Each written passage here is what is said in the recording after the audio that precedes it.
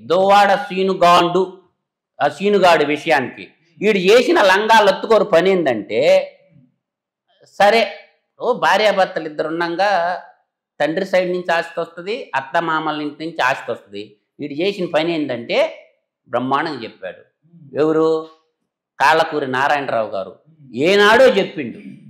తాతల నాటి క్షేత్రములెల్ల తెగనమ్మి దోసెళ్లతో తెచ్చి పోసినాను మాధురి.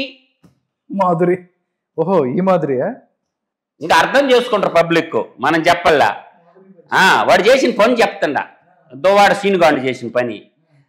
తండ్రి గట్టిన ఇల్లు దాయాదులకు ఇగ్రహించి, దాయాదులు అంటవురా వాళ్ళ కుటుంబం వాళ్ళు ఉంటారు కదా, ఇంటి వస్తువులు చేయించి ఇచ్చాను మాధురి అనుకోవచ్చు. తర్వాత అత్తవారు రాసి ఇచ్చిన అంటు మామిడ తోటను నీవు కోరగా రాసి ఇచ్చినాను మాధురి. అర్థమైందా? కులసతి, కులసతి అంటే ఎవరు? భార్య, ధర్మపత్ని. కులసతి మేని బంగారు ఆభరణములు, బంగారు ఆభరణములు మంగళసూత్రము కూడా కొని వచ్చి నీ ఇంట గుప్పినాను మాధురి. అర్థమైందా?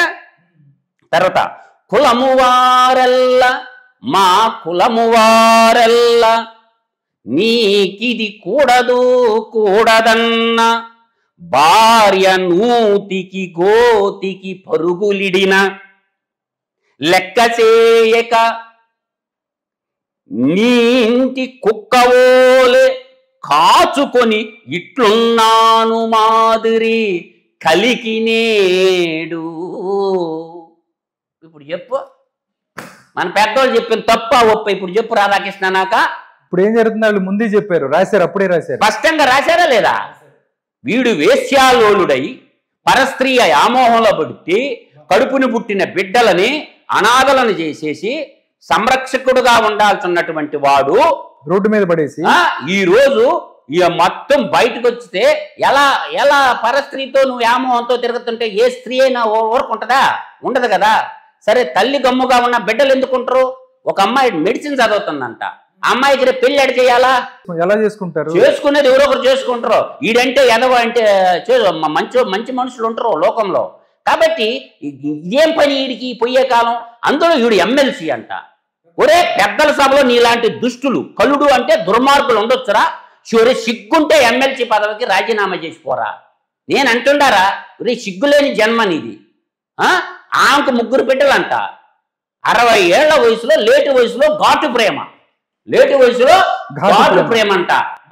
ముసలోడు మంచి రసిక శిరోమణి బిరుది ఇవ్వచ్చు, తెక్కిలోళ్ళంతా రసిక శిరోమణి అని బిరుది ఇవ్వండిరా నాయన వాడికి.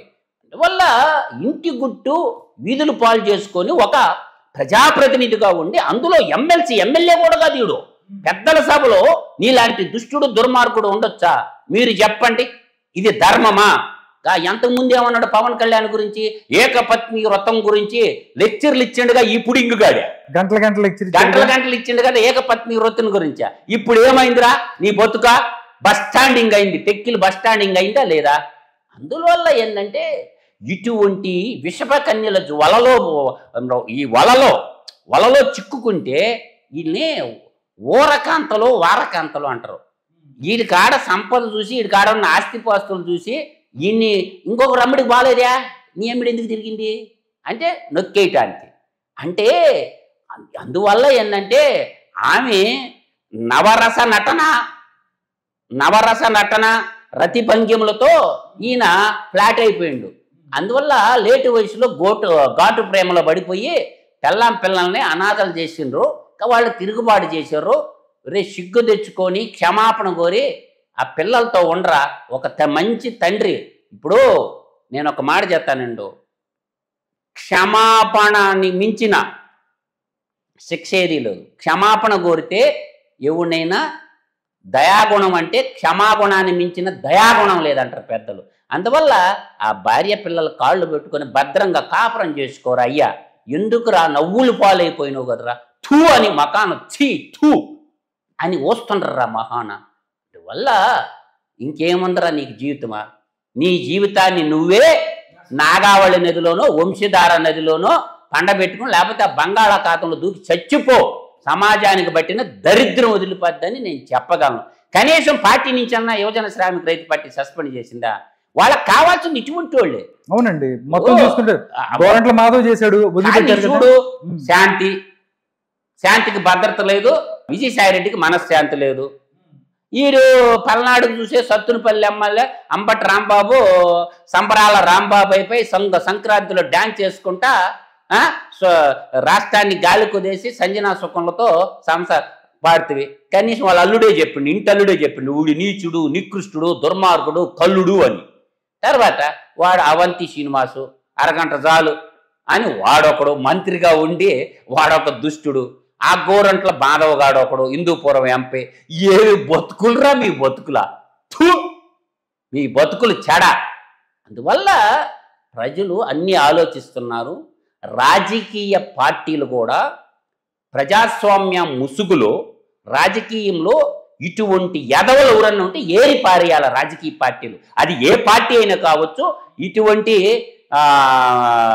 ఈ కామాంధులు ఎవరైతే ఉంటారో పసిగట్టి ఒక కంట కనిపెట్టి అన్ని రాజకీయ పార్టీలు ఏరి పారేయాలనేదే నా యొక్క ఉద్యమం. ఇటువంటి వాళ్ళు ప్రజాస్వామ్యంలో కానీ ఉంటే ప్రజాస్వామ్యానికి సమాజానికి వీళ్ళ చీడ పేడ పురుగుల్లాగా తయారవుతారు. కాబట్టి ఈ దోవాడ సీనుగాడు అనే గాండుగాడు చేసిన పని ముమ్మాటికి తప్పు. ఇప్పుడు ప్రభుత్వం ఎన్డీఏ కూటమి ప్రభుత్వం గృహహింస చట్టం కింద ఎత్తి జైల్లో పెట్టాలా వాడిని. అమ్మాయి చేత కంప్లైంట్ తీసుకొని గృహహింస చట్టం బలమైన కఠినమైన చట్టాలు ఉండే కాబట్టి ఎత్తి జైల్లో వేయాలా. ఎందుకు ఆలోచిస్తుంది మన హోమ్ మినిస్టర్ అనిత గారు? ఇవాళ ప్రతిదానికి పరిగెత్తుకుని వచ్చేటటువంటి హ్యూమన్ రైట్ కమిషన్ ఎట్టబోయింది? ఎక్కడ తొంగోని ఉంది? హ్యూమన్ రైట్ కమిషన్ చైర్పర్సన్ ఎక్కడ తొంగోని ఉంది? పోయే వద్దా? ఇప్పుడు ఆడ సమస్య ఉంది, దాన్ని తీర్చాలిగా. ఒక ఇడాకు లేకుండా సిగ్గు లేకుండా ఆ మాధురి అనే మనిషి బయటకు వచ్చి నేను కలిసి ఉంటున్నాను, కలిసి కాపురం చేస్తున్నాను, ముద్దులు పెట్టుకుంటున్నాను అంటే ఇది నేరం. కాబట్టి వాళ్ళిద్దరిని జైలుకి పంపించాల్సింది. ఎన్డీఏ గవర్నమెంట్ ఏం చేయాలంటే తక్షణం సుమోటాగా కేసు రిజిస్టర్ చేసేసి ఎత్తి గృహహింస చట్టం కింద జైల్లో పడేయాల. దువ్వాడ సీనుగాడికి బయట ఉండే అర్హత లేదు. ఆ అమ్మాయిని కూడా ఇల్లీగల్ గా సంసారం చేస్తుంది, ఆ అమ్మాయిని కూడా అరెస్ట్ చేసి జైల్లో పెడితే జైల్లో సంసారం పెట్టేయాలి వాళ్ళకి. అంతే తప్ప వాళ్ళు బయట ఉండాల్సిన వ్యక్తులు కానీ నేను స్పష్టంగా చెప్పగలను. ఒక చట్టం ఉంది, చట్ట ప్రకారం విడాకులు తీసుకొని పెళ్లి చేసుకోవాలా. విడాకులు తీసుకోకుండా నా ఇష్టం వచ్చినట్టు నేను ఉంటాను, నా ఇష్టం వచ్చినట్టు ఉంటానంటే కుదరదు. ఇది ప్రజాస్వామ్యం. చట్టబద్ధంగా ముందు ఇమ్మీడియట్లుగా ఆంధ్రప్రదేశ్ హోమ్ మినిస్టర్ అనిత గారు సుమోటోగా కేసు సేకరణ చేసి దువ్వాడ సీన్ని అరెస్ట్ చేసి కట్టకట్టాల్లోకి నెట్టవలసిందిగా నేనైతే ఘంటాపదంగా చెప్తున్నాను.